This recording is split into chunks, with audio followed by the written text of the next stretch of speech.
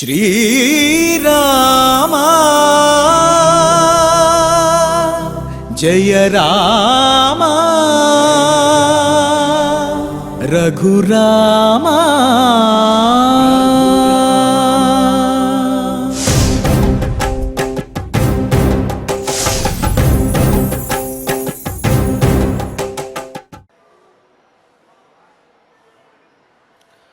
ओं नमो वेंकटेशाय आपन्न जन रक्षैक दीक्षायामित तेजसे नमोस्तु विष्णवे तुभ्यं రామాయాపన్నివారిణే।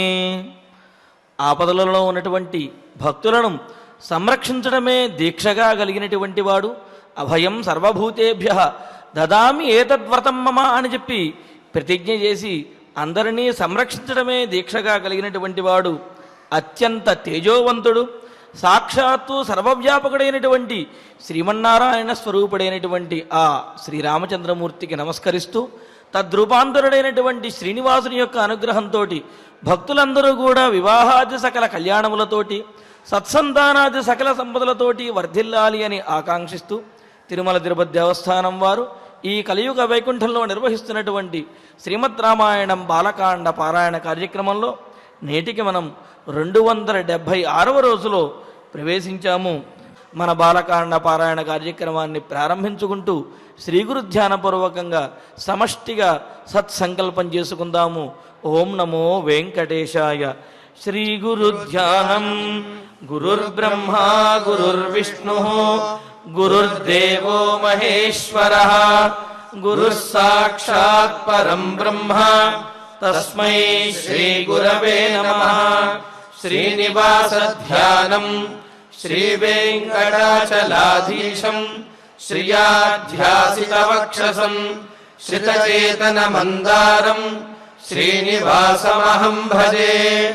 అథ సంకల్పః శ్రీమదాదివరాహ క్షేత్రే విరాజమానస్య శ్రీ పద్మావతీ జానేః అఖిలాండకోటి బ్రహ్మాండ నాయకస్య శ్రీరామచంద్ర రూపాంతరస్య భగవతః శ్రీ వెంకటేశ్వర స్వామినః సన్నిధౌ హనుమత్ సీతా లక్ష్మణ భరత శత్రుఘ్న పరివార సమేత శ్రీరామచంద్ర పరబ్రహ్మణః పరిపూర్ణానుగ్రహేణ అస్మిన్ భువనే అతిశీఘ్రమేవ విశూచికాక్రిమేః వినాశనార్థం భారతవర్షస్య అభివృద్ధౌ నిమగ్నానాం విద్యా విత్త వాణిజ్య కృషి వైద్య వైజ్ఞానిక దేశ రక్షణాది రంగేషు విద్యమానానాం ఆస్తిక మహాజనానాం సర్వేషాం సకుటుంబానాం ఆయురారోగ్య ఐశ్వర్య సద్బుద్ధి ఇత్యాది సర్వశుభ ఫల ప్రాప్త్యర్థం తేషాం సర్వతోముఖాభివృద్ధి ద్వారా శ్రీరామరాజ్యస్య పునర్వ్యవస్థాపనార్థం అనూఢానాం శీఘ్రమేవ వివాహ సిద్ధ్యర్థం దంపతీనాం అనుకూల దాంపత్య సిద్ధ్యర్థం సంతానార్థినాం శీఘ్రమేవ సత్సంతాన ప్రాప్త్యర్థం తతః పితృదేవతా ప్రీత్యర్థం గో సంరక్షణార్థం చ సకల సంపత్ప్రదే శ్రీమద్వాల్మీకి రామాయణాంతర్గతే బాలకాండే యథాశక్తి శ్లోక వ్యాఖ్యాన పురస్సరం 39 సర్గ శ్లోక పారాయణం తథా శ్రీ షణ్ముఖ ప్రజ్ఞావర్ధన స్తోత్ర పారాయణం శ్రీ ధన్వంతరి మంత్ర పారాయణం చ అన్యోన్య సాహాయ్యేన ఆచార్య ముఖేన కరిష్యామహే. శ్రీ వాల్మీకి ప్రార్థనా. వాల్మీకేర్ముని సింహస్య కవితావనచారిణః శృణ్వన్ రామకథానాదం को न याति परां गतिं శ్రీ ఆంజనేయ ప్రార్థన. యత్ర యత్ర రఘునాథ కీర్తనం తత్ర తత్ర కృతమస్తకాంజలిం బాష్పవారి పరిపూర్ణలోచనం మారుతిం నమత రాక్షసాంతకం. శ్రీరామాయణ ప్రార్థన. వేద వేద్యే పరే పుంసి జాతే దశరథాత్మజే వేదః ప్రాచేతసాదాసీత్ సాక్షాత్ రామాయణాత్మనా. శ్రీరామ ప్రార్థన. ఆపదామపహర్తారం దాతారం సర్వసంపదాం లోకాభిరామం శ్రీరామం భూయో భూయో నమామ్యహం. శ్రీరామచంద్ర పరబ్రహ్మణే నమః. అథ శ్రీమద్ రామాయణే బాలకాండే 39 సర్గః. శ్రీ గురుభ్యో నమః. శ్రీ వెంకటేశ చరణౌ శరణం ప్రపద్యే. శ్రీరామాయ నమః. విశ్వామిత్రవచ శ్రుత్వా కథాంతే రఘునందనః ఉవాచ పరమప్రీతః మునిం దీప్తమివానలం. పరమ పవిత్రమైనటువంటి సగర చక్రవర్తి యొక్క వృత్తాంతం చెప్తూ ఉండగా రాముల వారు మాట్లాడుతున్నారు. విశ్వామిత్రుల వారు చెప్పిన మాటంతా విని ఆ చిగురులో పరమప్రీతుడై ఆ గురుగారిని మరొక్క మాట అడిగారు అని. ఇది ఒకలా ఆలోచిస్తే తెలిసే అర్థం. కథంతా విన్న తర్వాత, కథాంతే అనుంది కదా, కథంతా విన్న తర్వాత పరమప్రీత అంటే చాలా సంతోషించిన వాడై. దీనికి మనం ఏమర్థం చెప్పుకున్నాం అంటే, సగర చక్రవర్తికి లేక సంతతి కలిగితే అసమంజసులు అసమంజసంగా వ్యవహరిస్తే మరి వారిని బహిష్కరిస్తే ఈ కథ చెప్పినప్పుడు ఎవరైనా పరమప్రీతిగా సంతోషంగా సంబరంగా ఉంటారా అని అనిపిస్తుంది. కానీ మనం ఏమని అర్థం చేసుకున్నామంటే, రామునికి తను ఎలా నడుచుకోవాలో ఆ నడవడి స్పష్టం చేసింది ఈ కథ. ఆ నడవడిని నేర్పించింది ఈ గురువుల ఉపదేశం. అంటే ప్రజాకాముడైన వాడు తప్పనిసరిగా శాంతి భద్రతల్ని దృష్టిలో ఉంచుకోవాలి, ప్రజలకు అభయాన్ని ఇవ్వాలి. దీన్ని బట్టి మనం ఆలోచించుకుంటే మనకు తెలిసే మాట ఏమంటే, మనది కూడా చిన్న సామ్రాజ్యం కదా. అది హృదయ సామ్రాజ్యం కావచ్చు, ఒక ఇల్లు కావచ్చు, ఒక కార్యాలయం కావచ్చు. వాటి దగ్గర మనం నిర్వర్తించాల్సినటువంటి విధుల్లో ఏదైనా అసమంజసంగా ఉంటే దాన్ని కట్ చేయాల్సిందే అని. అంతెందుకు, చిన్నగా మనం ఉదహరించుకోవాలి అంటే, నిన్నటి మాట మనం తలుచుకుంటే ఏమనుంది గత సర్గలో అంటే, సజ్జన ప్రతిబాధక పౌరాణాం అహితే యుక్త. 2 కారణాలు చెప్పారు అసమంజసుల విషయంలో. పురజనులకు అహితాన్ని కలిగిస్తున్నారు, సజ్జనులకు చాలా బాధ కలిగిస్తున్నారు. అలాంటి సందర్భంలో ఆ బాధలను దూరం చేయడం కోసం వారు గట్టి నిర్ణయం చేసుకున్నారు సగరులు అని. అంటే మనం అర్థం చేసుకోవాలి అంటే, పెద్దగా నోరు తెరిచి అరుస్తున్నట్లుగా ఆవలించే అలవాటు మనకి బాగా ఇష్టం అనుకోండి. అలా ఆవలిస్తే తప్ప ఆవలించినట్లు ఆ ఫీలింగ్, ఆ తృప్తి, సాటిస్ఫాక్షన్ ఉండదనుకోండి. అది 10 మందికి చిరాకు కలిగించేదైతే దాన్ని ఖచ్చితంగా విడిచిపెట్టేయాలి.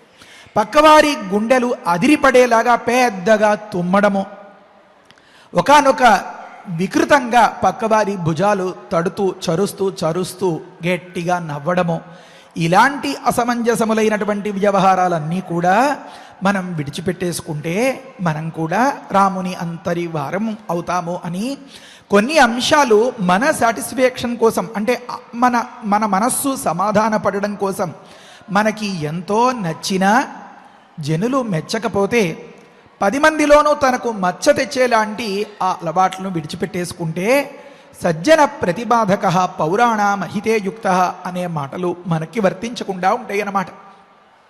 మన జీవితంలో మనం పిల్లల్ని వదులుకోక్కర్లేదు, లేకపోతే ఇంకా వగైరాలు ప్రియమైనటువంటి అంశాలని వదులుకోక్కర్లేదు.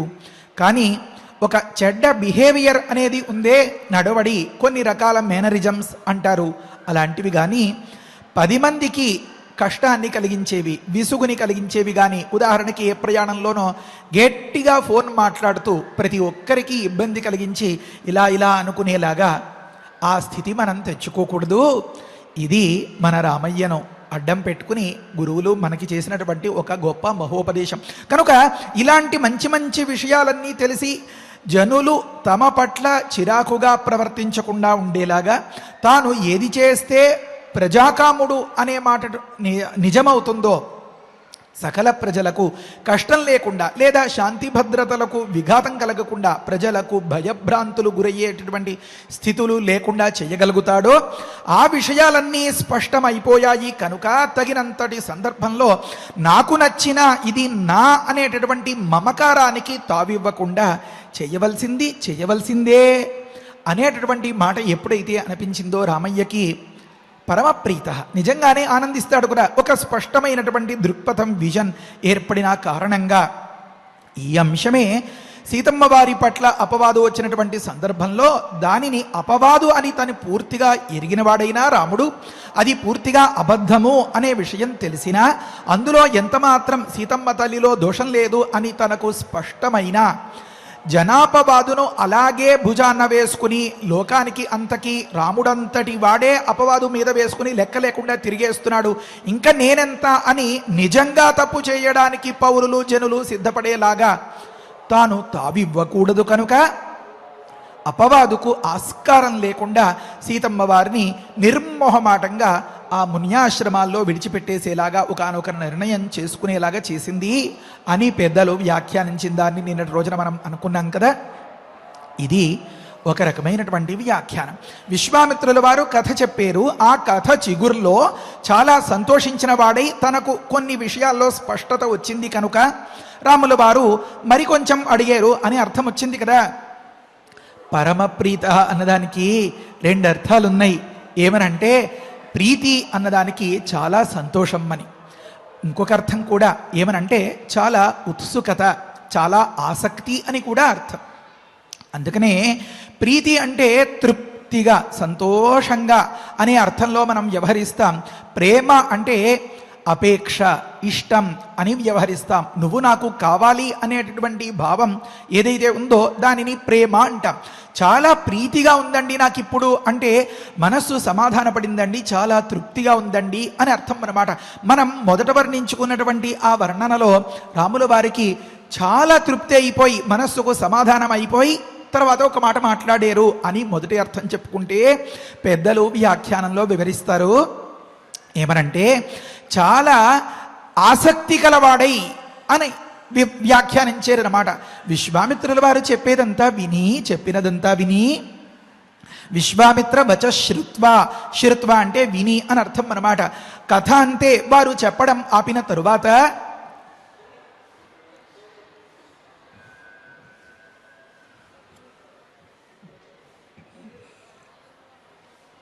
పరమప్రీత అని అన్నప్పుడు చాలా ఆసక్తి కలవాడై అని అర్థం వచ్చిందనమాట. ఆసక్తి కలవాడై మరొక దాన్ని అడిగారు అని ప్రతి ఒక్క అంశాన్ని జాగ్రత్తగా గమనించాలి. ఈ సర్గకంతకి ఇదే తొలిమెట్టు. అందుకనే మనం పూర్తిగా వివరించుకోవాలి అని ఈరోజు కూడా చదువుకుంటున్నాం ఈ శ్లోకాల్ని. అంటే అక్కడ అంటారు కథ అంతే అన్నదానికి ఇంకొక అర్థం చెప్పారు. ఏమనంటే అంతతి వాదం ప్రతిపద్నాతి ఇది అంతః. సంస్కృతం పరిచయంగా ఉంటే ఈ విగ్రహం వ్యుత్పత్తి చాలా తృప్తిగా రుచిగా ఉంటుంది. అందుకని కొందరి కోసమైనా మనం దీన్ని చెప్పుకుందాం. భగవంతుని అనుగ్రహం వల్ల మనమందరం కూడా అలా విన్నంత మాత్రం చేత ఆ సంస్కృతంలో ఎలా అయితే రామయ్యకు గురుదేవులు వ్యాఖ్యానం అవసరం లేకుండా చెప్తున్నట్లుగా అలా అర్థమైపోయి ఆనందం కలిగిపోతుందో మనకి కూడా వ్యాఖ్యానాలతో పని లేనంతగా సంస్కృత జ్ఞానం మన రామయ్యే మనకు ప్రసాదించాలి. సరే, ప్రకృతంలో కథ అంతే అన్నప్పుడు కథ అంతే అని 2 భాగాలు ఉన్నాయిట. కథ అంటే గురువుగారు చెప్పడం అని అర్థం. ఆ చెప్పిన అంతంలో అన్నదానికి ఏం తాత్పర్యం అంటే ఆ సిద్ధాంతంలో అని తాత్పర్యం చెప్తున్నారు. అంటే కథాయా అంతః కథాంతః తన్నిమిత్తం పరమప్రీతి అన్నారు. తాత్పర్యం చెప్పేస్తాను. ఏమనంటే విశ్వామిత్రులు వారు కొంతసేపు మాట్లాడారు. ఆ మాట్లాడిన మాటలన్నీ అయిపోయిన తర్వాత కథాంతే అంటే మీరు చెప్పదలుచుకున్న దానికి సిద్ధాంతం విషయంలో పరమప్రీత నాకు చాలా ఆసక్తిగా ఉంది గురుగారు అని తాత్పర్యమట. ఏమా సిద్ధాంతం, ఏమ ఆ ఆసక్తి అంటే గమనించండి, గురుగారిని త్రిపథగా గురించి అడిగారు. వారు చెప్తాను అని అన్నారు, వగైరాలు కొన్ని విషయాలంతా చెప్పారు. మళ్ళీ గురుగారికి ఏమనుకున్నారో ఏమో, గురుగారి పట్ల విశ్వామిత్రుల వారిని గురుగారు నాకు ఫలానా అంశాన్ని వివరించమని మళ్ళీ ఒక్కసారి అడిగిన సందర్భంలో విశ్వామిత్రుల వారు మళ్ళీ సగర వృత్తాంతం మొదలుపెట్టారు. సగర వృత్తాంతం చెప్తూ ఏం చెప్పారు అంటే ఒకానొక గొప్ప యజ్ఞానికి సంకల్పించారు వారు అన్నారు. ఎందుకంటే పాలకులైన వారు పుణ్యం సంపాదించడం, నిక్కచ్చిగా వ్యవహరించడం, విషయాల పట్ల బానిసలు కాకుండా ఉండడం, నీ నా అనే భేదం లేకుండా తూచా తప్పకుండా శాస్త్రం ధర్మం పాటిస్తూ లోకానికి అంతకీ కష్టాలు కలిగించకుండా ఉండేలాంటి పరిపాలనం సాగించడం అని ఇలా అనుకున్నాం కదా. దానిలో భాగంగా ముఖ్యమైనటువంటిది దానం చేయడం, దేవతల్ని ఆరాధించడం, అధ్యయనం చేయడం, విషయాల్ని చదువుకోవడం అని మనం అనుకున్నాం కదా. ఆ సందర్భంలో క్షత్రియుడు పాలకుడుగా ఉన్నటువంటి వారికి ఈ భగవదారాధనము అనేది చాలా ముఖ్యం అని శాస్త్రాలు చెప్తూ ఉంటే సగరులు ఈ అసమంజసుల్ని బహిష్కరించినటువంటి సందర్భంలో వారు యజ్ఞానికి సంకల్పించారు. అంటే అదేమిటి, ఆ పిల్లవాడి మీద మమకారమో బాధో బెంగో, దీనితో పాటు కొన్నాళ్ల పాటు సెలవు పెట్టేసి ఎక్కడికో వెళ్ళిపోవడం, మరి ఇలాంటి కథలు చేయలేదా? మరి ఏం చేశారు అంటే గొప్ప యజ్ఞానికి సంకల్పించారు అన్నారు. పెద్దలకి అనిపిస్తూ ఉంటుంది ఏదో వరుసగా ఉపద్రవాలు, ఏమో ఆటంకాలు, ఇబ్బందులు వస్తున్నాయి, ఒక్కసారి ఆ భగవంతుణ్ణి సేవిస్తే అంతా సద్దుమణుగుతుందేమో, ఎందుకైనా మంచిది అని కళ్యాణం చేయించుకుంటామనేవారు కొందరు, యాత్ర చేస్తామనేవారు కొందరు, వ్రతం అని కొందరు, ఈ రకంగా ఉంటూ ఉంటారు కదా. బహుశా లోకంలో ఏర్పడినటువంటి ఈ రకమైనటువంటి కష్టానికి తెరదించాలి, ఇంకా పుణ్యం పెంచాలి, మనం బలహీనపడకూడదు అని అనుకున్నారేమో వారు ఒక యజ్ఞానికి సంకల్పం చేశారు కదా. రాముల వారికి ఇప్పుడు ఆ యజ్ఞం పట్ల కుతూహలమట. అది ఎలా పూర్తయింది అని అంటే అక్కడ వర్ణిస్తారు. ఆ మాట చెప్పబోతూ ఒక చిన్న మాట అనుకోవాలి. విశ్వామిత్ర వచ శ్రుత్వా కథాంతే అన్నప్పుడు ఎంత అద్భుతంగా చూపిస్తారో రాముల వారు. రాముడు మంచి బాలుడు అని కదా లోకంలో అందరూ అంటారు.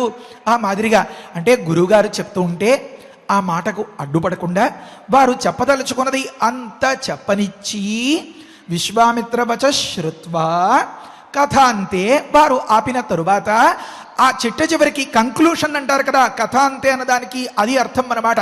చిట్ట చివరికి ముగింపు, ముక్తాయింపు ఏ రకంగా వచ్చింది గురుగారు సగర చక్రవర్తి చేసినటువంటి యజ్ఞంలో అని చెప్పి ఆ యజ్ఞాన్ని గురించి తెలుసుకోవాలని కుతూహలపడుతున్న రాముల వారు మాట్లాడుతున్నట్లుగా ఈ సర్గ మొదలు పెట్టారు మన గురుదేవులు భగవాన్ వాల్మీకి మహర్షి.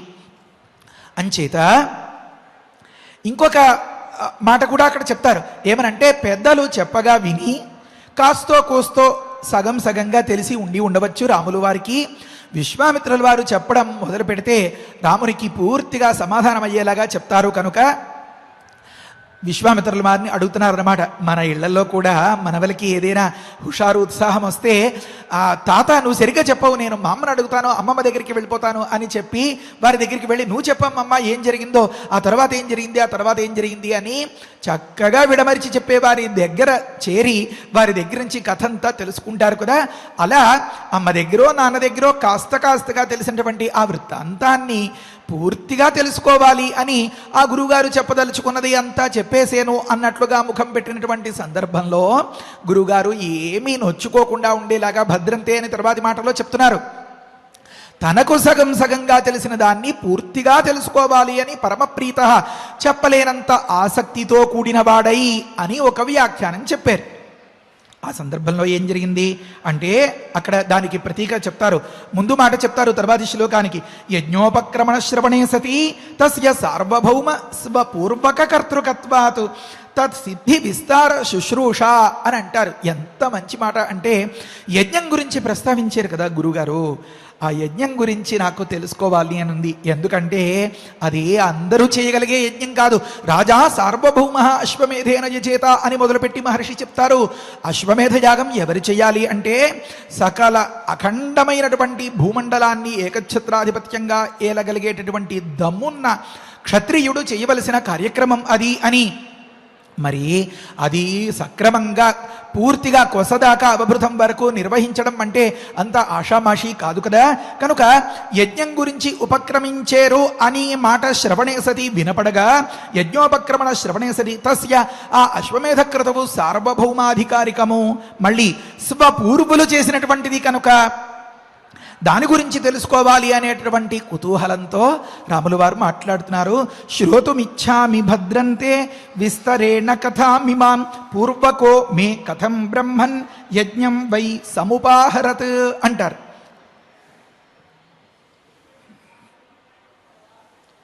బ్రహ్మన్, నా పాలి దైవమా, ఓ భగవంతుడా, తే భద్రమస్తు, నీకు మంగళమగుగాక, నీకు శుభమగుగాక అనుంది. ఇదేంటి, రాముల వారు చిన్నవారు కదా, పెద్దవారికి ఆశీర్వచనం చేయవచ్చునా అని అనిపిస్తుంది. మనం కొన్నిసార్లు దీన్ని స్పష్టం చేసుకున్నాం. ఏమనంటే, పిల్లలు పెద్దల విషయంలో ఏదైనా ఒకదాన్ని కోరితే దాన్ని ఆకాంక్ష అంటారు, శుభాకాంక్షలు. మరి పెద్దలు పిల్లల విషయంలో ఏదైనా కోరితే దానిని ఆశీస్సు అంటారు అని. ఆశీస్సు అన్నదానికి రెండు అర్థాలు వచ్చినా పిల్లలు పెద్దల పట్ల వ్యవహరించే సందర్భాల్లో దాన్ని ఆకాంక్ష అంటారు. అందుకనే చాలామంది శుభాకాంక్షలు తెలుపుతున్నాను అని అంటారు తప్ప మీకు నేను ఆశీస్సులు తెలుపుతున్నాను అని చెప్పి అధికారి దగ్గర మరొక దగ్గర విష్ చేసేటటువంటి సందర్భాలు ఉండవు. విష్ అన్నప్పుడు అది కాంక్ష, కామనే. కాకపోతే బ్లెస్ అనేది వేరు, విష్ అనేది వేరుగా లోకంలో వ్యవహరిస్తున్నారు కదా. బ్లెస్ చేయడం అంటే దీవించడం అనే మాటగా ఉంది, విష్ చేయడం అంటే ఆకాంక్షించడం అనే అర్థంలో ఉంది. ఈ గురువుగారు పట్ల రాముల వారు ఇలా ఆకాంక్షిస్తున్నారట, గురుగారు మీకు అంత శుభమగుగాక, మీకు జయమగుగాక, మీకు మంగళమగుగాక అని నేను ఆకాంక్షిస్తున్నాను. ఇదేంటి, ఏదైనా ప్రయాణానికి సిద్ధపడ్డారా?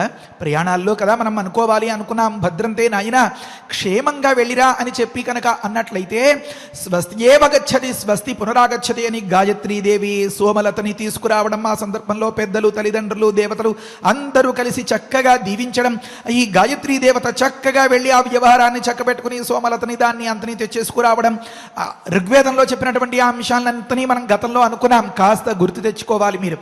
కనుక స్వస్తియేవ గచ్చతి స్వస్తి పునరాగచ్చతి, వెళ్ళేవారిని ఆ రకంగా భద్రంతే అని ఆకాంక్షించాలి అనుకున్నాం కదా. ప్రకృతంలో రాములు వారు విశ్వామిత్రులు ఎక్కడికైనా పెడుతుంటే సాగనంపుతున్నారా? మరి ఎందుకు ఇలా అడిగారు? అందరూ కూర్చుని కులాసాగా కథ చెప్పుకునేటటువంటి ఒకనొక గంగ ఒడ్డున ప్రశాంతమైనటువంటి సమయంలో, అంటే రాముల వారు విశ్వామిత్రుల వారిని ప్లీజ్ చేయడం కోసం, ప్రసన్నం చేసుకోవడం కోసం ఏదైనా ఇలా చెప్పారా? కాదు అన్నారు. ఎందుకంటే తర్వాతి మాటలో చెప్తారు, ప్రసన్నమైనటువంటి మనస్సుతో ఉన్న ఆ విశ్వామిత్రులు చెప్పడం మొదలుపెట్టారు అంటారు. మరి ఎందుకు ఇలా చెప్పారు అంటే, అక్కడ ఉందిట ఒక కిటుకు. ఏమనంటే, కొంత అసమంజసమైన వ్యవహారం వచ్చింది కదా. సగరులు, వారికి ఒకానొక మనోలోపం ఉన్నటువంటి సంతతి ఏర్పడడం, వారిని బహిష్కరించేయడం, ఇలాంటి విషయాలు అన్నీ చెప్తే రాములు వారి పూర్వుల గురించి చెప్పినందుకు రాములు వారు ఏదైనా నొచ్చుకుంటారేమోనని విశ్వామిత్రులు మనస్సులో కాస్త ఆగి సంకోచంగా ఉన్నారట. అది కనిపెట్టేశారు మన రాములు వారు. కళ్ళతో చూస్తే కనిపెట్టేస్తాడు రాముడు. ఆ సందర్భంలో, గురుగారు మా పూర్వుల గురించి చెప్పేటప్పుడు మీరు దేని గురించి సంకోచపడకండి గురుగారు, మీరు ఫ్రీగా హాయిగా ప్రశాంతంగా చెప్పదలుచుకున్నదంతా చెప్పేయండి, నేను ఎంతో సావధానంగా తృప్తిగా సంతోషంగా వింటాను అని చెప్పడం కోసమట. భద్రంతే, మీరు సంకోచపడకండి గురుగారు, మీరు ఫ్రీగా ప్రసన్నంగా ప్రశాంతంగా బిడియపడకుండా చెప్పండి అని చెప్తున్నాడట రాముడు. అయితే ఇక్కడ మనం ఒక చిన్న అంశం చెప్పుకోవాల్సి ఉండిపోయింది. చాలామంది అడిగారు కూడా, భాగవత కథ అని చెప్తారు.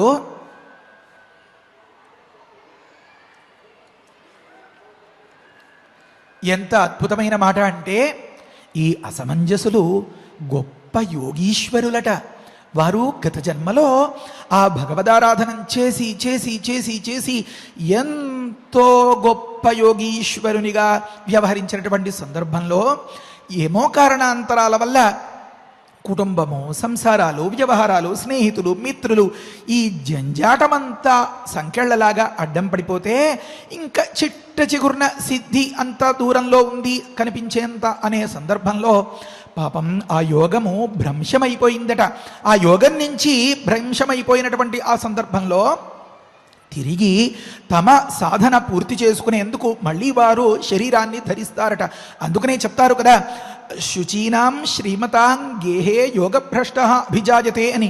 మనం ఒక సందర్భంలో కొంత సాధనం చేస్తామనుకోండి, ఆ సాధన పూర్తి కాకుండా ఆ వేలో అదే మార్గంలో కొంత అలా కొనసాగాల్సి ఉండగా ఏదైనా కారణాల వల్ల అది ఆగిపోతే, ఈ శరీరం పడిపోతే, అప్పుడు ఈ ఈశ్వరోపాసన, భగవదారాధన, మన ఇష్టదేవత సముపాసనం ఉందే అది ఊరికే పోదట.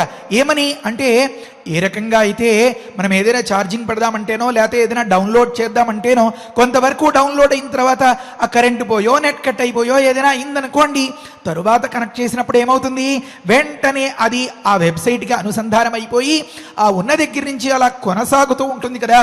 ఈ ఉపాసనం కూడా అంతే. భగవదారాధనం అంటేనే అంత. నువ్వు ఎంతవరకు చేసేవో అక్కడి నుంచి వెనక్కి పోదనమాట.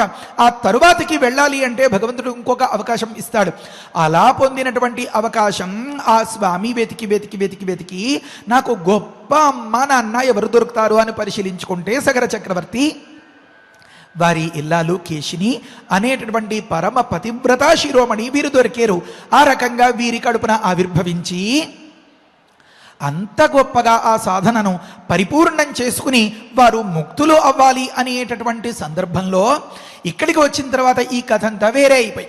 ఎలా అయితే పిల్లవాడు హాస్టల్ నుంచి వస్తూ ఎంతో హుషారుగా ఈ వెకేషన్ అంతా ఇలా గడపాలి, అక్కడికి వెళ్ళాలి, ఇక్కడికి వెళ్ళాలి అని వరుసగా అన్నీ ఫిక్స్ చేసుకున్న, నిర్దేశించుకున్నటువంటి సందర్భంలో అమ్మ వచ్చి, నాయనా నువ్వు బజార్కి వెళ్ళి తెచ్చిపెట్టాలి, నాన్నగారు వచ్చి నువ్వు ఆఫీసుకి కార్యాలయానికి రావాలి, ఇలాగా అలాగా వగైరాలు చెప్తున్నారు అనుకోండి, అమ్మ సంకల్పానికి అంతకి విఘాతం వచ్చేసిందే అని అనిపిస్తుంది కదా. ఎలా అయితే పిల్లల్ని మధ్యాహ్నం ఎండలో మనం ఆడుకోవడానికి వదలకూడదు అని అనిపించింది అనుకోండి, తల్లికి గట్టిగా చేయబట్టుకుని అలాగే పడుకుంటుంది. మధ్యాహ్నం పడుకోకపోతే తనకి వీలు కాదు, విడిచిపెట్టేస్తే పిల్లవాడు ఎక్కడెక్కడ తిరిగేసి ఎండ దెబ్బ తినేస్తాడో తెలియదు. మరి ఆ చెయ్యబట్టుకున్న సందర్భంలో ఆ పిల్లాడు అలా స్థిమితంగా ఉంటాడా? 10 మంది కలిసి టీవీ చూస్తున్న సందర్భంలో మరో దగ్గర వాడు అలా కుదురుగా ఉంటాడా? వాడు ఏదో ఒకలాగా నస పెట్టి పెట్టి పెట్టి పెట్టి విసిగించేసి, మహాప్రభో నువ్వు వెళ్ళిపోయి ఆడుకోరా బాబు, నాకు ప్రశాంతంగా నిద్ర దొరకట్లేదు అనిపించేంత వరకు చేస్తాడు కదా. ఆ రకంగా ఈ సగర చక్రవర్తి వీళ్ళ కథ అది పరిశీలిస్తుంటే శాశ్వతంగా ఇక్కడే పరంపరగా ఈ రాజ్యాధికారం, ఈ భారాలు, ఈ గందరగోళాలు వీటిలోనే ఏదో ఉంగరంలో రాయిలాగా కొక్కేసి అలా కదలకుండా బంధించేస్తారు అని అనిపిస్తే, ఆ సందర్భంలో ఏదైనా కాస్త అసమంజసమైన వ్యవహారం చేస్తే వీరందరూ నన్ను వదిలేస్తారు కదా అని అనుకున్నారట. ఆ సందర్భంలో చేసినటువంటి అసమంజసమైనటువంటి వ్యవహారము, అంతేగాని వారికి బుద్ధి వైకల్యం లేదు, మరొకటి లేదు అని చెప్తారన్నమాట శ్రీమద్ భాగవతంలో. ఒక చిన్న మాట మీరు కూడా విందురుగాని.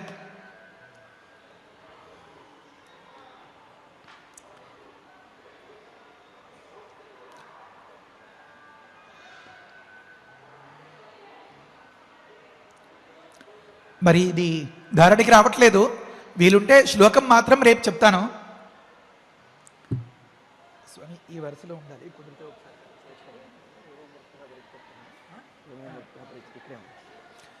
తాత్పర్యం ఏమంటే, అసమంజసులు కావాలనే కొంత అసమంజసమైన వ్యవహారాన్ని కల్పించారు.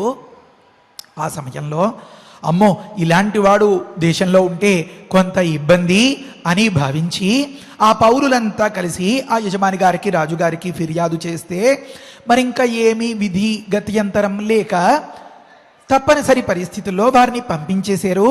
ఎప్పుడైతే అంటే రాజశాసనానికి తిరుగుండదు కదా, యద్వేదాత్ ప్రభు సంహితాదధిగతం అంటారు. ఒకానొక జీవో పాస్ చేయడం, మళ్ళీ తూచని చెప్పి మళ్ళీ దాన్ని వెనక్కి తెచ్చేసుకోవడం, ఇలా ఉంటుందా ప్రభు శాసనం అంటే? ఉండదు కదా. కనుక ఎప్పుడైతే దేశ బహిష్కారమే దీనికి తీర్పు అని చెప్పి నలుగురిలో ఒకానొక శాసనం తీర్మానం చేసేసారో, అమ్మయ్య బ్రతుకు జీవుడా అనుకుని ఈ అసమంజసులు వారి యొక్క యోగశక్తితో ఎప్పుడెప్పుడు ఏ పిల్లల్ని ఎలాగా ఆ నదిలోకి విసిరేసారో వారందరినీ వారి వారి ఇళ్ల ముందు అలా ప్రత్యక్షమయ్యేలాగా చూపిస్తే ఒక్కసారి వారందరూ నివ్వెరపోయారట. అంత ఆశ్చర్యంతో, ఎంతటి యోగీశ్వరులు వీరు, ఏనాడో కనపడకుండా వెళ్ళిపోయినటువంటి మా పిల్లవాణ్ణి ఇలా అప్పచెప్పారు అంటే వారు చాలా మహిమ కలిగినటువంటి మహనీయులు. ఏవం వృత్త పరిత్యక్త పిత్రా అపోహ్యవై యోగైశ్వర్యేణ బాలాంస్తాను దర్శయిత్వా తతో యయౌ అని అన్నారన్నమాట. అయ్యా, మీ బాలల్ని ఇదిగో నేను అపహరించేసేనో లేకపోతే ఏదో నదిలోకి తోసేసేనో అని అనుకుంటున్నారు కదా అని మీరు భ్రమపడవద్దు.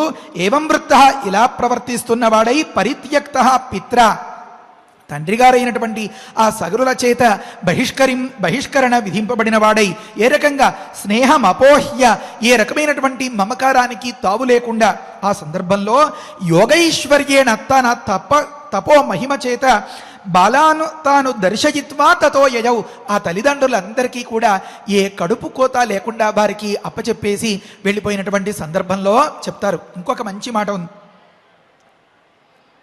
అయోధ్యావాసిన సర్వే బాలకాన్ పునరాగతాన్, ఆ అయోధ్యలో ఉండేవారంతా కూడా మళ్ళీ మన ఇంటికి బిలబిలా అనుకుంటూ అలా నవ్వులతో కేరింతలతో వచ్చేస్తున్నటువంటి ఆ పిల్లల్ని చూసి పట్టరాని సంతోషంతో దృష్ట్వా విసిస్మిరే రాజన్, విస్మయాన్ని ఆశ్చర్యాన్ని పొందేరట.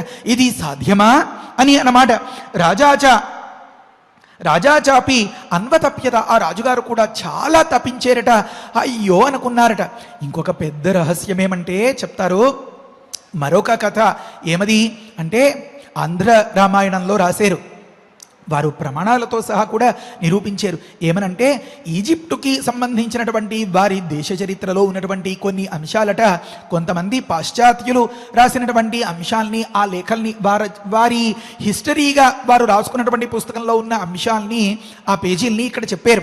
ఏమనంటే వీరు ఇక్కడి నుంచి ఇలా బహిష్కరింపబడిపోయి వెళ్ళిపోయి గొప్పగా సాధనం చేసి మన ధర్మం పట్ల, మన సిద్ధాంతాల పట్ల ఎంతో మక్కువతో వీరు వెళ్ళినటువంటి ఆ ఈజిప్టు వగైరా పరిసర ప్రాంతాల్లో మన భారతీయ ధర్మాన్ని, అంటే మన వైదికమైనటువంటి సంస్కృతాన్ని కూడా గొప్పగా నెలకొల్పారు అని అక్కడ దొరికినటువంటి ప్రమాణాలు, ఆధారాల ద్వారా ఆనాడు అప్పుడు గొప్ప సంస్కృత భాషా ప్రచారము, గొప్ప వైదిక ధర్మ ప్రచారం ఏ రకంగా జరిగిందో వీరు ఈ అసమంజసులుగా ఉన్నటువంటి వారు వెళ్ళి అక్కడ ఏ రకంగా దాన్ని ప్రవర్తింపచేశారో ఆ కథ అంతా చెప్తారు. కనుక ఈ అయోధ్య నుంచి వెళ్ళిపోయినటువంటి ఇలా బహిష్కరణకు గురైనటువంటి వీరు అంటే మహాత్ములు ఎప్పుడు ఎక్కడ అడుగుపెట్టినా కళ్యాణమే జరిపిస్తారు తప్ప కల్లోలానికి తావుండదు కదా. బహుశా ఒక కథ ప్రకారం వీరు ఇలా జనాపవాదు అనేటటువంటి పేరుతో బహిష్కరణకు గురై ఒక దగ్గరికి వెళ్ళిపోయి సంస్కృతం పట్ల ఉండేటువంటి మక్కువతో దాన్ని అంతని సువ్యవస్థితం చేసి ఉంటారు అన్నమాట. మీలో చాలామందికి పరిచయం ఉంటుంది ఆ గ్రంథం, వాసుదాసు గారు రాసింది. మరి అదంతా పెట్టుకుంటే నాకు చాలాసేపు పట్టేస్తుంది. ఎందుకంటే 15-20 పుస్తకాలు తెరిచి పరిచయాలి. అదంతా మొయ్యలేక ఏదో చిన్న సాధనాలతో కాలక్షేపం చేస్తున్నాం. ఇదేమో మనకి చేతకాని విద్య, ఒకటి నొక్కితే ఇంకోటి వస్తూ ఉంటుంది అందులో. సరే, ప్రకృతంలో తాత్పర్యం అది మీకు సంకేతం అందించడం. ఇది ఒక సమగ్రమైనటువంటి అధ్యయనం, ఈ మాట గుర్తుపెట్టుకోవాలి. కనుక కావాలనుకున్న వారు ఈ సందర్భంలో చక్కగా వెతకచ్చు. ఈజిప్టు, వారి హిస్టరీ వగైరాలు, ఈ అసమంజసుల యొక్క తదుపరి చర్య, ఆ పర్యవసానం అంతా ఎలా గడిచిందో. కనుక ఒక్క మాట, ఏ రకంగా చూసినా మన రాములకు పూర్వులైనటువంటి వారు ఎంత లోకోపకారం చేసేటటువంటి దీక్షతో ఉంటారో కదా, అబ్బా అనిపిస్తుంది. సరే, ప్రకృతంలో ఒక మాట ఏమనంటే, అందుకనే ఈ యోగులు, ఉపాసన, ఈ విషయాలు చెప్పేటప్పుడు వేదం ఒక దగ్గర చెప్తుంది. ఇది కూడా చిన్న మాట తీసుకుందాం. ఏమనంటే, మంటజే దివ క్రాథజే దివ శృంగాజేతే వ ఉతమోపవదేయు ఉతమే పాప్మానమపహన్యురితి అని చెప్తారు. యోగీశ్వరుల యొక్క ప్రవృత్తి చాలా విచిత్రంగా ఉంటుందట. ఇదేంట్రా బాబు ఇలా ప్రవర్తిస్తున్నాడు వీడు అని చెప్పి చుట్టూతా చూసేటటువంటి జనులు ఏవగింపు అంటారే, అలా ఏవగించుకుని ఇదేంట్రా బాబు అనుకునేలాగా వారు ప్రవర్తిస్తూ వీలైనంత వరకు ఈ జనావాసానికి దూరంగా, అంటే తన దగ్గరకు వచ్చి ఎవరు చేరి విసిగించకుండా ఉండేలాగా ప్రవర్తిస్తారట. అలా కాకుండా మీకు ఇది చెప్తాను, మీకు అది ఉపకారం చేస్తాను అని చెప్పి విద్యలన్నింటినీ ప్రదర్శించడం మొదలు పెడితే వచ్చిన ప్రతివాడు ముందు చెయ్యి చాపి గురుగారు నా చెయ్యి చూడండి, రేఖలు చూడండి అంటారు. భవిష్యత్తు తెలుసుకోవాలని ఎవరికి ఉండదండి. కనుక పెళ్లి కాని వారికి పెళ్లి గురించి, పెళ్ళైన వారికి భార్య గురించి, భార్యతో ఉన్న వారికి సంసారం గురించి, పిల్లల గురించి, ఇలా తరువాతి కుతూహలం అంతా ఉండనే ఉంటుంది కదా. మనం వెనుక ఒక కథ కూడా చెప్పుకున్నాం. ఒక స్వామీజీ వస్తే ఆ స్వామీజీ దగ్గర జాతకం చెప్పించుకున్నారు ఆ కుటుంబంలో అందరూ. పాపం కొత్తగా పెళ్ళైనటువంటి ఆ సందర్భంలో ఆ కొడుకుకి అల్పాయుష్ ఉన్న సందర్భంలో ఎవరిదైనా ఆయుష్ దానం చేస్తే ఈ పిల్లవాడు ఇంకా జీవించగలుగుతాడు, ఆ మహిమ నా దగ్గర ఉంది, నేను చేస్తాను అని పాపం ఆ స్వామీజీ ఎంతో అమాయకత్వంగా ఉన్న విషయాన్ని బయటపెట్టేస్తే పాపం ఆ ఇంటి ఆయన్ని ఒక్కొక్కరిని పిలిచి అడుగుతారట. మొట్టమొదట ఇంటి ఆయన పెద్ద ఆయన ముసలైన వస్తారు. మొట్టమొదట అయ్యా ఇది సంగతి, మీ ఆయుష్ ఏదైనా కాస్త దానం చేస్తే మీ కొడుకు నిలబడతాడు, కొడుకో లబోదిబో అంటున్నారు కదా, అతనికి కాస్త ఆయుష్ తక్కువగా ఉంది అని చెప్పిన సందర్భంలో గురుగారు ఇంత వయసు వచ్చేసింది కానీ ఇంకా నేను అనుభవించాల్సిన నా ఆశయాలన్నీ తెరవై ఉండిపోయాయి. ఈ సందర్భంలో నేను కాస్త ఉన్న ఆయుష్ని వాడికి అప్పచెప్పేసి నేను పొందాల్సిన వాటిని అర్ధాంతరంగానే ముగించేసుకుని ఎలా వెళ్ళిపోగలుగుతానండి? కనుక మరొక్క మాట ఏదైనా చెప్పండి అంటారట. పాపం ఆ ఇల్లాలిని పెద్ద ఆమెను పిలుస్తారు, ఇంట్లో అత్తగారిని. ఆమె చాలా విచిత్రంగా చెప్తుంది, స్వామి ఈ ముసలాయనికి నేను ఒక్కదాన్నే ఆధారం, నేను కానీ కాస్త పక్కకి తప్పుకున్నాను అనుకోండి వేళకి కాఫీ నీళ్ళు వచ్చే దిక్కు ఉండదు, మందులు ఎవరు అందిస్తారు, చేతికర్ర ఎవరిస్తారు, తిడితే పడేవాడు ఎవడుంటాడు స్వామి, కనుక నా ఆయుష్ తగ్గిపోయి నేను వెళ్ళిపోతే పాపం ఆయనకి నరకమే నరకం, అది వీలు కాదు, మరొక్క ఉపాయం ఆలోచించండి అంటుందిట. ఆ సందర్భంలో మరి ఇంకా ఆఖరి ప్రయత్నం, ఇంట్లో ఉన్న నలుగురిలో ఇద్దరు అయిపోయారు, ఒకరికి ఆయుష్ ధారపోయాలి, ఇంకెవరు మిగిలేరు?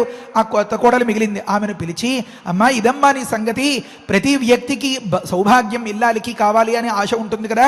అనగానే ఆమె పాపం ఆ మంగళసూత్రాలు అదంతా కళ్ళకద్దుకుని నిజమే కదండి స్వామి అని అంతా చెప్పిన సందర్భంలో కనుక అమ్మా నీ ఆయుష్లో కాస్త దానం చేస్తే నీ భర్త 10 కాలాలు బట్ట కడతాడు, సుఖంగా ఉంటాడు అంటే, స్వామి ఇప్పుడే కొత్తగా పెళ్ళయింది, ఇంకా ఏదో సరదా సల్లాపాలు అనుకుంటూ ఉన్నాము, నా ఆయుష్ కాస్త ధారపోసి నా సరదాల్ని అంతని త్యాగం చేసే కంటే నేను ఒక్క సలహా చెప్తాను, ఏమనుకోకండి.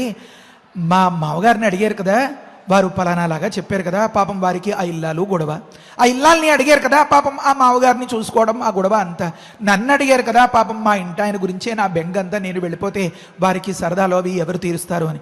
మీరేమనుకోనంటే ఒక్క చిన్న సలహా చెప్తాను, మీకు ఎవ్వరూ లేరు కదా, ఒకవేళ మీ ఆయుష్ తీరిపోయి వెళ్ళిపోయినా మీ గురించి బాధపడేవాడు లేడు కనుక కాస్త ఆయుష్ ఏదో మీరు ధారపోసేసి మా కుటుంబాన్ని నిలబెట్టి పుణ్యం కట్టుకుంటే బాగుంటుంది కదండి అంటే, అమ్మ దుంపదెగా అనుకునేలాగా ఆ స్వామీజీ నాలుగు ఖర్చుకునేటటువంటి వాతావరణం వచ్చిందే. అలా పెద్దలు, మహాత్ములు, పుణ్యాత్ములు, మహిమలు కలిగినా బయట పెట్టకూడదండి అని ఒక పెద్ద ఉదాహరణ చెప్తారు. కనుక వారు అలా విచిత్రంగా ప్రవర్తిస్తూ జనులకు దూరమైపోయేలాగా తమంతా తామే కల్పించుకునేటటువంటి సందర్భాలు ఉంటాయి అని వేదం, యజుర్వేదం ఒక దగ్గర ఉపాసకుల ధోరణి ఎలా ఉంటుందో, వారు ఎక్కడెక్కడ ఎలా వ్యవహరిస్తూ ఉంటారో ఆ కథంతా చెప్తున్నారన్నమాట. అదే మంటయే దివా క్రాథయే దివా శృంగాయేతే బా ఉతమోపవదేయు ఉతమే పాప్మానమపహన్యురితి అని అక్కడ మొదలుపెట్టినటువంటి ఆ కథా ఘట్టమంతా సారమేమంటే, ప్రకృతంలో అసమంజసులు కనబరిచినటువంటి కల్పించినటువంటి ఒకానొక అసమంజసమైనటువంటి వ్యవహారము అది పూర్తిగా లోకోపకారానికే కలిగించింది. ఎలా అంటే వీరు మరొక దగ్గరికి వెళ్ళి గొప్పగా సుస్థిరమైనటువంటి వైదిక ధర్మాన్ని నెలకొల్పారు అనే మాట అనుకున్నాం కదా. ఇదే 2 రోజుల నుంచి లోపల అంతర్గుడగుడాయతే బహిర్వక్తుం అశక్యతే అన్నట్లుగా చాలామందికి లోపల సందేహం ఉండిపోయింది, ఏమా కథ, భాగవతం ఏమి, మరొకటేమి, రహస్యాలేమి అని. ఇదే సారాంశం. అసమంజసులు గొప్ప యోగీశ్వరులు, వారి యొక్క యోగ సాధనం పరిపూర్ణం చేసుకోవడానికి ఈ రాజ్యము, ఈ వ్యవహారం ప్రతిబంధకాలుగా ఉన్నాయి అని అనిపించి ఆ రకంగా వ్యవహరించి వారు గొప్ప ముక్తిని పొందేరు అని భాగవత కథ శ్రీశుకుల ఉపదేశం మనకి కనిపిస్తోంది. సరే, ప్రకృతంలో చిన్న మాట ఏమనంటే, శ్రోతుమిచ్చామి భద్రంతే విస్తరేణ కథామిమాం పూర్వకో మే కథం బ్రహ్మన్ యజ్ఞం వై సముపాహరతు అంటున్నారన్నమాట. తే భద్రం అనే దగ్గర నుంచి మొదలుపెట్టి ఇలా వరుసగా చెప్పుకుంటూ వచ్చాం. మా పెద్దల గురించి మీరు ఏదైనా చెప్పాలంటే మీరు సంకోచపడకండి అని చెప్పడం తాత్పర్యం అన్నమాట. కనుక భద్రంతే విస్తరేణ కథామిమాం అన్నారు కదా. మే పూర్వక మా వంశంలో మా కుల పెద్దలు ప్రవర్తించినటువంటి ఆ తీరులో కథం యజ్ఞం సముపాహరతు, ఏ రకంగా ఈ యజ్ఞాన్ని పరిపూర్ణం చేశారు వారు. ఇమాం కథాం విస్తరేణ వై శ్రోతమిచ్చామి. గురుగారు, మీరు ఏవైనా సరే నాకు సవివరంగా చెప్పాల్సిందే, విస్తరంగా ఖచ్చితంగా తెలుసుకోవాలి అని అనుకుంటున్నాను అని అడిగినటువంటి సందర్భంలో విశ్వామిత్రులు మొదలుపెట్టారు. ఏమనంటే, విశ్వామిత్రస్తు కాకుత్స్థం ఉవాచ ప్రహసన్నివ శ్రూయతాం విస్తరో రామ సగరస్య మహాత్మనః. రాములు వారి మాట వినగానే విశ్వామిత్రుల వారికి భక్కున ఒక్కసారి నవ్వు వచ్చేసిందట. ప్రహసన్నివ, విడిచిపెట్టవు కదయ్యా నువ్వు ఏ విషయాన్ని కూడా అంత తేలికగా. అంచేత సరే కానీ శ్రద్ధగా వీరిని చెప్పేది అన్నట్లుగా మొదలుపెట్టి చెప్తున్నారు. విశ్వామిత్రస్తు, విశ్వామిత్రుల వారు మాత్రం ప్రహసన్నివ, అలా ఒక నవ్వు నవ్వి కాకుత్స్థం ఉవాచ, రాముని గూర్చి పలికేరు. రామ అని సంబోధించి ఒక మాట. ఇంకొక చిన్న అంతరార్థం కూడా చెప్తారు. ఏమనంటే, విశ్వామిత్రుల కడుపులో ఉన్నటువంటి అంశాన్నే తెలుసుకోవాలి అని రాముల వారికి కుతూహలం. అంటే గురు శిష్యులు ఆ సంబంధం అలా ఉంటుంది కాబోలు, భార్యాభర్తలు కానీ స్నేహితులు కానీ వగైరా. కనుక తను అనుకుంటున్నదే నా నోట్లో నానుతున్నదే నీ నోట్లోంచి వచ్చింది అని మన వాళ్ళు చెప్తూ ఉంటారే కొన్ని మాటలు. ఆ మాదిరిగా తను అనుకున్నదే అడిగేటప్పటికే ఇంకా నవ్వు ఆపుకోలేక ఆ చిరునవ్వుతో చెప్పడం మొదలుపెట్టారట. చెప్పడం మొదలు పెడితే మొట్టమొదట తీయగా ఒక మాట అనాలి కదా. ఏమా మాట? రామా రామా మహాత్మనః సగరస్య విస్తరః శ్రూయతాం. ఆ సగరులు వారి యజ్ఞం, వారి వ్యవహారం, ఆ వృత్తాంతం చెప్తాను, సావధానంగా అంతా విను అని అన్నారు. ఏమనంటే, శంకరశ్వశురో నామ హిమవాన్ అచలోత్తమః వింధ్య పర్వతమాసాద్య నిరీక్షేతే పరస్పరం. వాల్మీకి మహర్షి ఎంత గొప్ప పోలిక చెప్తారో. ఒకరు ఉన్నారు, వారు హిమాలయ పర్వతరాజు, హిమాలయులు అని పర్వతరాజు. శంకరశ్వశుర అని ప్రయోగించారనమాట. అంటే ఏ అల్లుడు గారైతే ఇల్లాలితో కలిసి శాశ్వతంగా నివాసం ఏర్పరచుకుని లోకంలో అన్నిటికంటే మావగారిల్లే నాకు చాలా రుచికరం అని నిరూపించారో అన్నట్లుగా ఉంది కదా. లేకపోతే హిమాలయో నామ అని మొదలుపెట్టిన, ఇంకా పర్వతరాజా అని అన్నా, లేకపోతే పార్వతికి తండ్రి అయినా ఎన్ని మాటలుంటాయో శ్లోకం పూర్తి చేయాలి అంటే. శంకరశ్వశురుడు పరమశివుడికి మావగారుగా ఉన్నా అని చెప్పడంలో ఉన్నటువంటి ఆంతర్యం అది. ఈ అల్లుడు గారికి ఎప్పుడూ అక్కడ కొత్త అల్లుడి భోగమే. కనుక శంకరశ్వశుర హిమవాన్ నామ, చల్లని మంచుకొండ ఒకనొకటి ఉంది. అచలోత్తమ, అలాంటి పర్వతరాజం ఉంది ఒకటి. మరొకటి ఉంది వింధ్య పర్వతం అనేది. ఈ వింధ్య పర్వతాన్ని చేరి ఈ హిమవత్ పర్వతం, కాదు హిమవత్ పర్వతాన్ని చేరి వింధ్య పర్వతం అన్నట్లుగా పరస్పరం నిరీక్షేతే, ఒకదాన్ని ఒకటి చూసుకుంటున్నాయి అన్నారు. అంటే ఈ యాగం ఎక్కడ జరిగింది, ఎప్పుడు జరిగింది, ఎలా జరిగింది చెప్పాలి అని విశ్వామిత్రుల యొక్క ఆశయం. ఆ సందర్భంలో ఎక్కడ జరిగిందో ముందు చెప్పడం మొదలుపెట్టారు. ఆ ప్రదేశం గురించి వర్ణించాలి అని హిమవత్ పర్వతం, వింధ్య పర్వతం, ఈ రెండింటికి నడుమ ఒకానొక పవిత్రమైనటువంటి పుణ్యభూమి ఉంది, దాన్ని ఆర్యావర్తం అంటారు, అక్కడ జరిగింది అని చెప్పాలి. అయితే అందులో ఒక చిన్న చమత్కారం ఏమి అంటే, రమా అనగనగా ఒక హిమవత్ పర్వతం ఉంది. ఎవరనుకుంటున్నావు? మన పరమశివుడికి మావగారు ఒకరున్నారు, వింధ్య పర్వతం. వీరు ఎప్పుడు ఒకరినొకరు చూసుకుంటూ ఉంటారు, ఇంకా వేరే వ్యవహారమే లేదు అన్నట్లుగా. ఎలా అయితే అపార్ట్మెంట్లో అక్కడ మధ్యలో ఖాళీ వచ్చేలాగా పెద్ద ఎత్తునంతా కట్టేస్తారు కదా, ఆఖరి ఫ్లోర్లో ఉన్నవారు కూడా సమయం 10 అయ్యి ఆ భర్తలు ఆఫీస్కి వెళ్ళిన సందర్భంలో ఏం వదిన గారు ఏముండారు, ఏం అక్కయ్య గారు, ఏం పిన్ని గారు ఏం చేస్తున్నారు అని చెప్పి ఆ పైనుంచే మాట్లాడేసుకుంటూ ఉంటారు కదా. దాన్ని బట్టి మనకు తెలిసే అర్థమేమి అంటే, వీరి సంభాషణ వీరికి చేరుతోంది, వీరి సంభాషణ వారికి చేరుతోంది, అయ్యా మీ సంకేతం నాకు చేరుతోంది.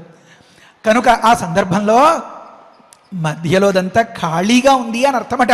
ఈ వింధ్య పర్వతం, ఈ హిమవత్ పర్వతం ఒకదాన్ని ఒకటి ఎప్పుడు చూసుకుంటూ ఉంటాయి అంటే మధ్యలో ఏమీ వ్యవధానం లేదు, ఖాళీగా ఉంది. అలాంటి ఒకానొక మైదానం లాంటి ప్రాంతం అని తాత్పర్యం అన్నమాట.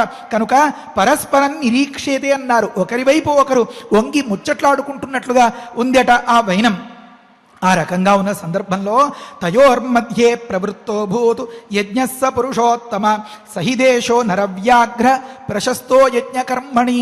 ఏ ప్రాంతాన్ని మనసులో తలుచుకున్నంత మాత్రం చేత మనమున్న ప్రాంతం అంతా కూడా మనం చేసేటటువంటి సంధ్యావందనాదులు అంతా కూడా మిక్కిలి సత్ఫలితాన్ని ఇచ్చేవిగా అయిపోతాయో అలాంటి ప్రాంతం ఇది. వినండి. ఓ పురుషోత్తమ సహాయజ్ఞ, ఆ సగర చక్రవర్తి నిర్వహించినటువంటి సంకల్పభూనినటువంటి ఆ అశ్వమేధ క్రతువు తయోహ మధ్యే ఈ వింధ్య హిమాచల పర్వతముల మధ్య ప్రాంతంలో ప్రవృత్త అభూతు అని అన్నారు. అలా ప్రవర్తించింది. నరవ్యాఘ్ర ఓ పురుషోత్తమ సహ దేశ యజ్ఞకర్మణి ప్రశస్త హి అన్నారు. ఈ ఆర్యావర్తము అనేటటువంటిది మనం యజ్ఞం యాగం వగైరా పుణ్యం వగైరాలు చేయాలి అంటే ఎంతో ప్రశస్తమైనటువంటిది, తప్పనిసరిగా సత్ఫలితాన్ని ఇచ్చేది అని. అందుకనే అమరకోశంలో చెప్తారు ఆర్యావర్త పుణ్యభూమి మధ్యం వింధ్య హిమాగయో అని అంటారు. అంటే ఈ భూమండలానికి తూర్పు సముద్రం ఒక హద్దుగా, పడమర సముద్రం ఒక హద్దుగా, దక్షిణ హద్దేమో వింధ్యాచలంగా, ఉత్తర సరిహద్దేమో హిమాలయ ప్రాంతంగా ఉన్నటువంటి భాగం ఏదైతే ఉందో దాన్ని ఆర్యావర్తం అంటారు, దాన్ని పుణ్యభూమి అంటారు అని తాత్పర్యం అన్నమాట. మరి అలాంటి పరమ పవిత్రమైనటువంటి ఆ పుణ్యభూమిలో ప్రవర్తించిన ఆ సగర చక్రవర్తి యొక్క అశ్వమేధ క్రతువు యొక్క తదుపరి విశేషాల్ని తదుపరి ప్రవచనంలో తెలుసుకుందాం. హరయే నమః. స్వస్తి. పారాయణ చేసుకుందాము. విశ్వామిత్రవచ శ్రుత్వా కథాంతే రఘునందనః ఉవాచ పరమప్రీతః మునిం దీప్తమివానలం శ్రోతుమిచ్ఛామి భద్రంతే విస్తరేణ కథామిమాం పూర్వకో మే కథం బ్రహ్మన్ యజ్ఞం వై సముపాహరత్ విశ్వామిత్రస్తు కాకుత్స్థం ఉవాచ ప్రహసన్నివ శ్రూయతాం విస్తరో రామ సగరస్య మహాత్మనః శంకరశ్వశురః నామ హిమవాన్ అచలోత్తమః వింధ్యపర్వతం ఆసాద్య నిరీక్షేతే పరస్పరం తయోర్मध्ये ప్రవృత్తో భూత్ యజ్ఞః సపురుషోత్తమ సహి దేశః నరవ్యాఘ్ర ప్రశస్తో యజ్ఞకర్మణి ఇత్యార్షే శ్రీమద్ రామాయణే బాలకాండే ఏకోనచత్వారింశే సర్గే పంచశ్లోకాః. ఇండో ఈజిప్టియన్ హిస్టరీ అనే గ్రంథం నుంచి తీసినటువంటి మాట అది. ఆర్యుల యొక్క కథ వృత్తాంతం. దానిలో మన గురించి వైదిక ధర్మం గురించి చాలా గొప్పగా వర్ణించారు. ఆసక్తి గల వారు చదువుకోవచ్చు. ఇండో ఈజిప్టియన్ హిస్టరీ అనే గ్రంథం. రమ్యమైనటువంటి రామాయణ ప్రవచనంలో సగరుల యొక్క వృత్తాంతాన్ని మనం తెలుసుకుంటూ ఉన్నాము. ఈ సగర వృత్తాంతాన్ని వినడం వల్ల మనకే కాదు మన పితృదేవతలు కూడా ప్రీతి చెందుతారు. ఆ పితృదేవత అనుగ్రహంతో సత్సంతాన ప్రాప్తి కలుగుతుంది అని మనకు ఉమాసంహితలో కూడా తెలియజేస్తున్నారు. మరి అటువంటి పుణ్యప్రదమైనటువంటి సగరుల వృత్తాంతం, గంగావతరణ వృత్తాంతాన్ని మనం వినబోతూ ఉన్నాము. ఇప్పటి వరకు కూడా విశ్వామిత్రుల వారు చాలా సంక్షిప్తంగా ఆ సగరుల యొక్క వృత్తాంతాన్ని, సగరులకు ఇంతమంది పిల్లలు పుట్టారు, అసమంజసుడు అని ఆయన, అదేవిధంగా 60,000 మంది సంతానం కలిగారు అని ఇదంతా కూడా తెలియజేసి ఆ తర్వాత అసమంజసుడిని ఆ రాజ్యం నుండి బహిష్కరించడము, ఆ తరువాత అశ్వమేధ యాగాన్ని నిర్వర్తించారు అనే విషయాన్ని చాలా సంక్షిప్తంగా తెలియజేస్తే అప్పుడు శ్రీరామచంద్రుడు ఈ విషయాన్ని విస్తారంగా తెలియజేయండి అని అన్నారు. అప్పుడు విశ్వామిత్రుల వారు ఆ అశ్వమేధ యాగం ఏ ప్రాంతంలో జరిగింది అనే విషయం నుండి మొదలుపెట్టి ఆర్యావర్త పుణ్యభూమి మధ్యం వింధ్య హిమాగయో అని చెప్పినట్లుగా ఆ పుణ్యభూమి యందు జరిగినటువంటి ఆ యజ్ఞం గురించి ఆ వృత్తాంతం మొత్తాన్ని కూడా చెప్పడానికి ప్రారంభించారు. మరి అటువంటి శ్లోకాలన్నీ కూడా చక్కగా మనం పారాయణ చేసుకున్నాము. ఇక ఇప్పుడు ఫలశ్రుతి నుండి మంగళాంతం వరకు మనందరము కలిసి పారాయణ చేద్దాము. ఫలశ్రుతి కుటుంబ వృద్ధిం ధనధాన్య వృద్ధిం శ్రియశ్చ ముఖ్యా సుఖముత్తమం చ శ్రుత్వా శుభం కావ్యమిదం మహార్థం ప్రాప్నోతి సర్వాం భువి చార్థ సిద్ధిం. శ్రీరామచంద్ర పరబ్రహ్మణే నమః. అథ శ్రీ షణ్ముఖ ప్రజ్ఞావర్ధన స్తోత్రం.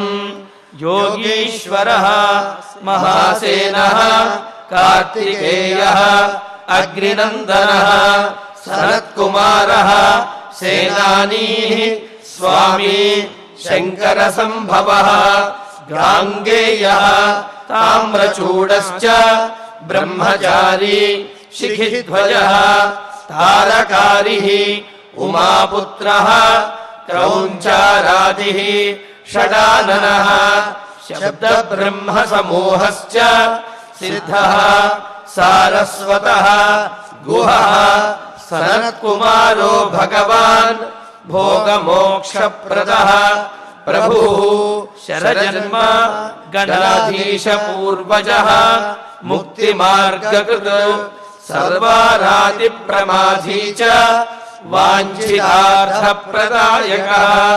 ఫలశ్రుతిః అష్టావింశతి నామాని త్రికాలం తుహ్యః పఠేత్ ప్రకర్ష శ్రద్ధయా యుక్తః మూకో వాచస్పతిర్భవేత్. మహామంత్రమయానాం చ మహానామ్నాం ప్రకీర్తనాత్ మహాప్రజ్ఞామవాప్నోతి నాత్ర కార్యా విచారణ. పుష్య నక్షత్రమారభ్య దశవారం పఠేన్నరః పుష్య నక్షత్ర పర్యంత అశ్వత్థమూలే దినే దినే పురశ్చరణ మాత్రేణ సర్వపాపైః ప్రముచ్యతే. ఇతి శ్రీరుద్రయామల రహస్యే ప్రజ్ఞావర్ధన స్తోత్రం సంపూర్ణం. అథ ధన్వంతరి ధ్యానం అచ్యుతానంత గోవింద విష్ణో నారాయణామృత రోగాన్ మే నాశయాశేషాన్ ఆశు ధన్వంతరే హరే. ఆరోగ్యం దీర్ఘమాయుష్యం బలం తేజోధియం శ్రియం స్వభక్తేభ్యోనుగృహంతం వందే ధన్వంతరిం హరిం. ధన్వంతరేరిమం శ్లోకం భక్త్యా నిత్యం పఠంతి యే అనారోగ్యం న తేషాం స్యాత్ సుఖం జీవంతి తే చిరం. ఓం నమో భగవతే వాసుదేవాయ ధన్వంతరయే అమృతకలశహస్తాయ వజ్రజలౌకహస్తాయ సర్వామయ వినాశనాయ త్రైలోక్యనాథాయ మహావిష్ణవే స్వాహా. ఓం వాసుదేవాయ విద్మహే సుధాహస్తాయ ధీమహి తన్నో ధన్వంతరిః ప్రచోదయాత్. అధర్వగ్రహ ప్రార్థనా ఆరోగ్యం పద్మబంధుర్వితరతు నితరాం సంపదం సీతరశ్మిః భూలాభం భూమిపుత్రః సకలగుణయుతాం వాగ్విభూతిం చ సౌమ్యః సౌభాగ్యం దేవమంత్రీ రిపుభయశమనం భార్గవః శౌర్యమార్కిః దీర్ఘాయుః సైన్నికేయః విపులతరయశః కేతుః ఆచంద్రతారం అరిష్టాని ప్రణశ్యంతు దురితాని భయాని చ శాంతిరస్తు శుభం మేస్తు గ్రహాః కుర్వంతు మంగళం. అధ క్షమా ప్రార్థనా యదక్షరపదభ్రష్టం మాత్రాహీనం చ యద్భవేత్ తత్సర్వం క్షమ్యతాం దేవ నారాయణ నమోऽस्तु తే. అథ భగవత్సమర్పణం కాయేన వాచా మనసేంద్రియైర్వా బుద్ధ్యాత్మనా వా ప్రకృతే స్వభావాత్ కరోమి యద్యత్ సకలం పరస్మై నారాయణాయేతి సమర్పయామి. అథ మంగళం శ్రియః కాంతాయ కళ్యాణ నిధయే నిధయేర్థినాం శ్రీ వెంకట నివాసాయ శ్రీనివాసాయ మంగళం.